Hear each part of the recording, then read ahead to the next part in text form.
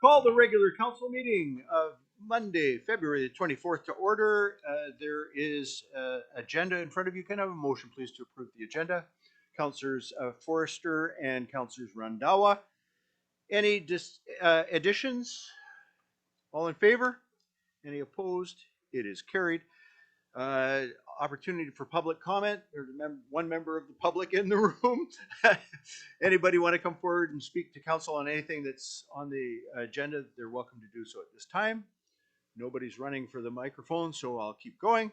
Consent agenda. There are a number of items. There's the minutes from the regular council meeting of February the 10th. There are two reports. Report from planning with regards to the January 2025 development activity report, and a report from the fire chief with regards to the monthly fire rescue report for January 2025, as well as correspondence for approval, request for proclamation for Advanced Care Planning Day 2025, with a recommendation that all items on the consent agenda be approved or received as requested. Can I have a motion to that effect? Councillor Cunningham, Councillor Adey. Any discussion on any of those items? Councillor Forrester. Thanks. I just wanted to chat a little bit about the advanced care planning. Yeah. I've talked about this every year that I've been on council. It is very important for all members of the public, regardless of age, to begin having those conversations with their friends and family about how they would like their care to be considered should the unimaginable happen. And I say the unimaginable because that's why it's not tied to age. We all need to have good conversations with our families about what we would like to happen should we be unable to make medical decisions for our own future. The process and um, the process is simple. The conversations are not so simple, but the Hospice Society, as well as the guidebooks that are provided free of charge, can help you start to have those thoughts and those conversations with those that you love. So I encourage everyone to do that. I did my first one, I think I was in my late 20s, and it's something I revisit with my family at least once a year, so that then if I'm on the highway and something were to happen, or any other way, I'm taking a hard decision away from my family when it's already a tough time. Thank you very much. Councillor Cunningham. Along those same lines, the advanced planning for eliminates a lot of problems. And in the past, Councillor Adey and I believe you were there, had a meeting about the deaths in homes and the impact on the Yep. family when the person's left there and that. Well, if you do this advanced planning, and hospice is very good at it, you eliminate a lot of those problems because it's a very emotional time and people aren't really concentrating on what should be going on and that. They've just lost a loved one or that. And so it's a situation where I think this advanced planning can eliminate a lot of those problems. Yep. So Yep. I really emphasize to people that it's a hard discussion to have, but they should have it, especially when you start getting a little older. All right, all in favor? Any opposed? It is carried. We have reports. Report from the Director of Corporate and Legislative Services with regards to property 133 8th Avenue East. Recommendation is that Council direct staff to proceed with a remedial action order under Section 72 and 74 of the Community Charter, whereby the City of Prince Rupert deems the property located at 133 8th Avenue East, legally known as Lot B, Block 32, District Lot 251, Range 5, Coast District Plan 1899, PID 012164461, hereby known as the property, to be a nuisance, and that council direct the property to be cleaned within 30 days of this resolution by the owner as listed on title to the property, including the removal of the accumulation of vehicles, vessels, and rubbish, and that council directs staff to provide notice of the remedial action order to the property owner in accordance with Section 77 of the Community Charter, and that council agree that reconsideration of these orders may be made in writing within 14 days of the notice provided under Section 77 of the Community Charter, and that if no reconsideration notice are received within 14 days of the notice as described under Section 77 of the Community Charter, Staff are directed and authorized to proceed with this remedial action order for cleanup, as noted and specified in this resolution, 30 days after the date of this resolution. Motion to that effect, please. Councillor Adie, Councillor Cunningham. Any discussion? Councillor Adie. Just a general question. I could ask it in regard to this one or the next one on the agenda.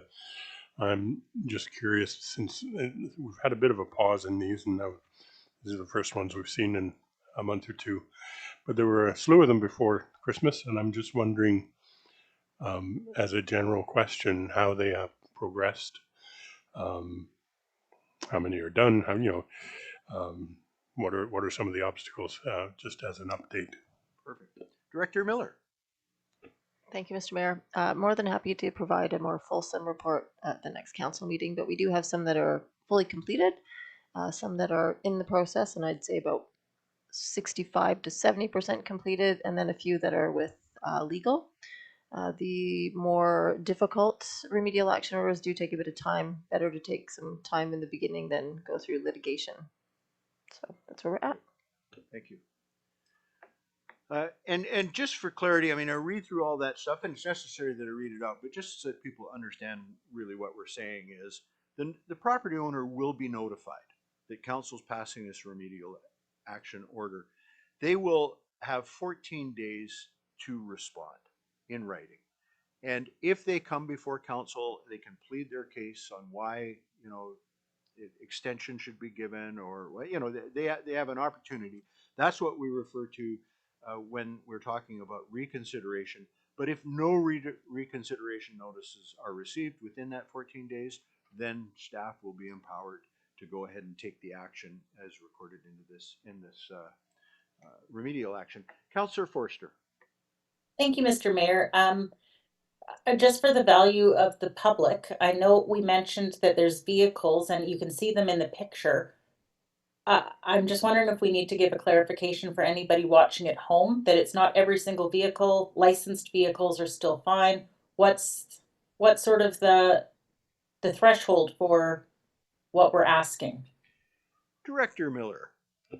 Thank you, Mr. Mayor. The intention is to have the nuisance vehicles removed. So anything that's not drivable any longer, perhaps missing some wheels, no windshields. If you have an uninsured vehicle on your property, we are not in the habit of coming to seize that vehicle. It's when your property gets to the point of this property here that we take action. Great. Councillor Cunningham. Two points. First of all, we've issued bylaw notices and tickets. Have they been paid? Will they be added to the title as part of this process? And the other is, do we know if this is a rental property or owner? Because if it's an owner that's out of town, do we send a registered letter? It seems in the past we've had problems where people never received letters or things like this. So how do we follow up on that? Director Miller. Thank you. With respect to notification under the community charter, we send a registered letter to the owner of the property on title, and then letters to every other person that has a charge on title, as well as to the occupier of the property. So if it's a rental property and you are the tenant, you will receive a copy of the letter, although you will receive a copy of the letter that goes to the registered owner. This particular property is owner occupied, although we did provide a hand delivered notice today, and based on the amount of documentation in the mailbox, my assumption would be that they're not living there at the moment. In terms of the unpaid tickets, we won't be adding the unpaid tickets to the taxes. We actually send those to collections. Okay. Councillor Cunningham. One other point to Councillor Forrester's question. We have a maintenance property bylaw, and in that bylaw, it categorically states everything from old engine blocks to derelict vessels to everything. If you look that up, it's quite detailed, and so people just can't say, well, no, that wasn't there. Okay. Good. All in favor? Any opposed? It is carried. We have another remedial action order. This is a report from the Director of Corporate and Legislative Services with regards to 331 8th Avenue East.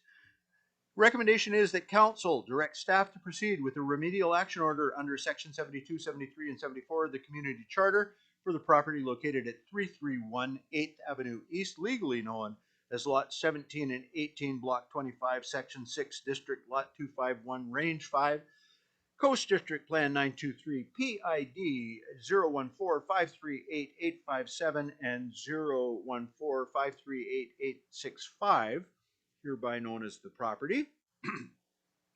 And that council direct the property owner to be required to make the necessary structural improvements to shore up the building or demolish the building altogether. This work must commence within 30 days of the resolution by way of a building permit and or development permit application by the owner as listed on title to the property, with work scheduled to commence also within 30 days of the date of this resolution. And that council direct the property be cleaned within 30 days of this resolution by the owner as listed on title, including the removal of and the accumulation of vehicles and rubbish. And that council direct staff to provide notice of remedial action order to the property owner in accordance with section 77 of the community charter, and that council agree that reconsideration of these orders may be made in writing within 14 days of the notice provided under section 77 of the community charter, and that if no reconsideration notices are received within 14 days of the notice as described under section 77 of the community charter, staff are directed and authorized to proceed with this remedial action order for cleanup as noted and specified in this resolution 30 days after the date of this resolution. Motion to that effect, please. Councillor Randhawa, Councillor Cunningham. Any discussion? All in favor? Oh, Councillor Cunningham. One thing, if they decide they're going to try and move this house, you know, because it's actually leaning on the house next door, and they just come and do some superficial work, how long are we going to give them to actually complete the work that they might try and do? Because they've been around puttering before and nothing got accomplished. Director Miller. Thank you, Mr. Mayor. Any work undertaken at the property must be by way of a building permit and a development permit if required. With the timelines and guidelines in that, we're not going to accept replacing a door handle and accepting that as cleaned up. This will be required to have full remediation or we'll take action. Any other questions? All in favor? Any opposed? It is carried. We have bylaws. City of Prince Rupert zoning bylaw amendment, zoning amendment bylaw number 3557, 2025. Recommendation is the council give third reading to the City of Prince Rupert zoning bylaw amendment bylaw number 3557. Can I have a motion to that effect? I'll move that. Councillor Skelton Morven, Councillor Forrester. I note that Councillor Skelton Morven and Councillor Forrester, by the way, are joining us remotely. Councillor Niche, are you in the background there somewhere? Yes, he is. Yes, I'm still here. Thank you very much. Councillor Niche is also joining us remotely. All right. So the motion is moved and seconded. Are there any questions or comments? This is just so the public is clear. This is the building that sits at the corner of the courthouse that used to be used as the old museum, and the archives building is currently occupied with offices for Lac Wallams, and it is to change the zoning from P1, which is public facilities zone, to C1, which is core commercial. All in favor? Any opposed? It is carried.